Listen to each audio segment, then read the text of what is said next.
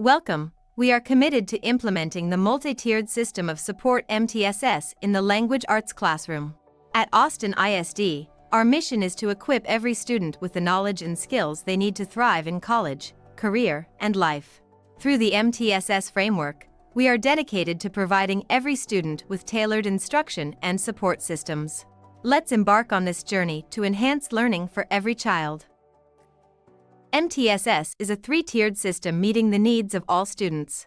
The tiers of support are a big part of MTSS. The intensity grows from one level to the next. We will review each component of the flowchart, starting with Tier 1 instruction. The classroom teacher delivers Tier 1 instruction, which offers universal, high-quality teaching to all students using evidence-based practices and utilizing evidence-based practices and differentiated strategies. Regular assessments help track students' academic progress, enabling data-driven adjustments in teaching. Tier 1 ensures inclusivity for all students and forms the basis for identifying those who need extra support in Tiers 2 and 3. Within Tier 1, teachers should customize instruction for students and use various forms of student grouping to ensure mastery of learning. The Austin Independent School District uses the NWEA MAP Growth Reading Screener to assess students' adherence to grade-level standards. This assessment is conducted 3 times throughout the year, at the beginning, middle, and end. Following the assessment, campus staff will hold structured data meetings to pinpoint student needs and create instructional plans. Students who score below the 30th percentile in English or below the 40th percentile in Spanish on the MAP Growth Reading Screener will be considered as below the benchmark. When students score below benchmark, a child study team meeting, using multiple data points, will verify their need for intervention. Before students receive any Tier 2 interventions, they will be given a diagnostic. The CST committee will create a plan for the student, identifying the intervention resource and intervention provider. Tier 2 groups should be progress monitored biweekly. If, at the next MAP Growth Screener, the student is at or above the benchmark, they can exit to less intensive instruction. If the student is still below the benchmark, the CST team will determine if the student will continue the current intervention, transition to intensive intervention, or be considered for referral to special education.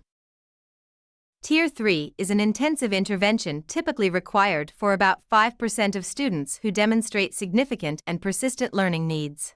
At this level, interventions are more individualized and intensive.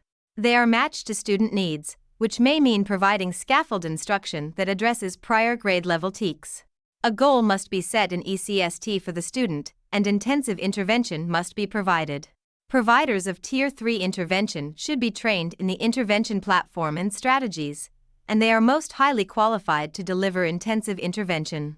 Within Tier 3 intervention, group size is reduced to 1 to 4 students, and the frequency and duration of the intervention increases.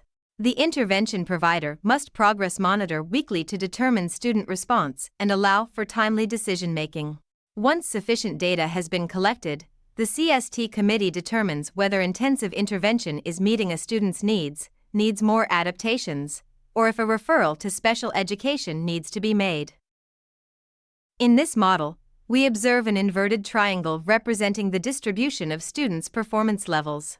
The majority of students are identified as performing below grade-level standards. Unlike the previous model, a large portion of the class requires scaffold instruction to reach grade-level standards. Therefore, the guidelines for instruction may need to be adjusted accordingly. We will start by thoroughly examining each element of the flowchart, commencing with Tier 1 instruction in the form of an inverted triangle. It's crucial to ensure that students receive highly explicit and systematic instruction, along with the necessary scaffolds and acceleration in Tier 1. For further details, please consult the walkthrough form. All students will receive Tier 1 instruction from the classroom teacher, just like the standard triangle. All students must receive strong, explicit, and systematic instruction, along with scaffolds and acceleration, due to the composition of class levels. Remember that Tier 2 interventions are designed for students who require a higher level of support. Students who score below the 30th percentile in English or below the 40th percentile in Spanish on the MAP Growth Reading Screener are below the benchmark. When students score below benchmark, a child study team meeting using multiple data points will verify their need for intervention. Before students receive any Tier 2 interventions, they will be given a diagnostic. Teachers must adjust their approach based on capacity and available resources.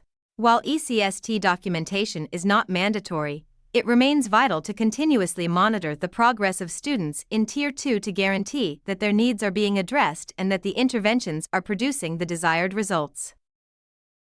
In the traditional MTSS triangle, Tier 3 represents intensive interventions for a small number of students. However, a campus with an inverted triangle will have a large number of students identified through MAP growth needing intensive support. Therefore, depending on capacity and resources, campuses will need to respond accordingly.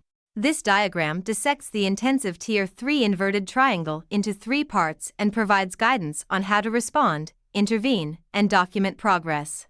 The top 2/3 of students in Tier 3 will receive intensive instruction and progress monitoring.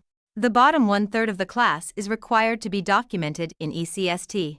If adequate progress fails to be made, then a referral for an evaluation will be considered by the CST committee. We are going to address the tiers in a dual language classroom. In a dual language classroom, students will take the NWEA MAP Growth Reading Screener to assess their adherence to grade level standards. Kindergarten students will be assessed in Spanish, while students in grades 1 to 5 will be assessed in both English and Spanish. This assessment occurs 3 times a year, at the beginning, middle, and end. After the assessment, school staff will have structured data meetings to identify student needs and create instructional plans. Students will be considered at benchmark if they meet the expectations in either language. However, students who score below the 30th percentile in English and the 40th percentile in Spanish in both languages scored below the benchmark. When students score below the benchmark, a child study team meeting using multiple data points will verify their need for intervention. Before receiving Tier 2 and 3 interventions, students will undergo a diagnostic assessment in both English and Spanish. The CST committee will then create a plan for the student, identifying the intervention resource and provider. Therefore, teachers must adjust their approach based on their capabilities and available resources. While ECST documentation may not be mandatory, it is important to continuously monitor students' progress in both languages to ensure that their needs are being addressed and that the interventions produce the desired results based on the languages of the intervention. To best support dual language students, please consult the guidance documents for grades 1 and 2, as well as grades 3 to 5, to provide effective intervention in the languages that meet the students' needs. As we conclude, it's important to emphasize that the key to effective implementation lies in our unwavering commitment to continuous monitoring and adapting our strategies to meet students' evolving needs.